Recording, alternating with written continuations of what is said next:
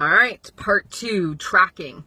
All right, so I caught Jennifer's post, excuse me, last night where she was saying she felt like she wanted to start out really strong. She saw a picture or herself in a mirror, didn't like what she saw, which, by the way, we're going to be talking about that in the binge eating course coming in January, that impulse to make a drastic change based on some kind of a trigger for you, which is probably what that was.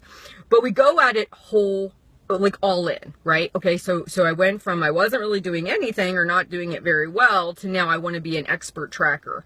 And I'm going to encourage you, don't do that to yourself. So if you just watched my video on awesome points, which I recommend you do, I would say for somebody like Jennifer, who is really good at tracking breakfast, that would go on the top part of your awesome tracking points, okay? It's something you can do. It's easily, achievable for you. And it's something you're already doing.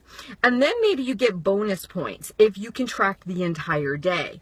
Now, there is a distinct difference, and I want you to see this visual here. There's 2 roads. One road is tracking consistently. Not tracking perfectly, not hitting a calorie goal, not hitting a point goal, just tracking, journaling all the food you put into your mouth. This road over here is compliance to the goal of a calorie range, a point range, macros, whatever. These 2 roads ideally would go together parallel. However, that is not realistic. This road is going to look like this. Okay, some days you hit it, some days you don't. It's all over the place. If this road stays consistent, you will be consistently moving in the right direction. This road has to be consistent. It does not have to be perfect. This over here is going to change all the time. This has to be consistent. What does this look like? I had a Snickers bar. I tracked it. I went over my calorie range. Oh well, I'm still going to track it. In a perfect world, yes, you would have hit the calorie target, but we don't live in a perfect world. Let that go. So if we're thinking about where are you right now, and this is why I recommend you taking the Breaking the Diet Cycle course, is because you've got to refine the habits over time. You are not going to go from just tracking breakfast to tracking the whole day in a certain calorie goal. It's just not going to happen. And that's okay. You're just setting yourself up for disappointment. When in reality, let's just get you tracking everything every day. And why not, as opposed to saying, I got to hit this calorie goal, why not find out where you actually are? If you know where you actually are, so let's say you're eating 2,500 calories right now.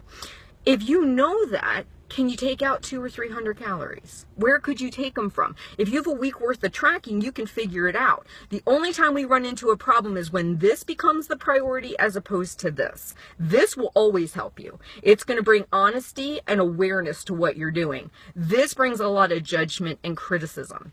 The reason I've maintained my weight for almost 5 years now is because this, if you guys notice, I think Don last week posted I tracked for 4 years straight, and I have tracked before that with Weight Launchers. Tracking has become my consistency. This, for me, even changes. I don't hit my calorie target all the time. My days don't always look great, but I'm consistent with tracking. So I'm going to encourage you, become consistent with tracking. And if you're thinking about how can I make this part of my awesome points, did you track breakfast? Point.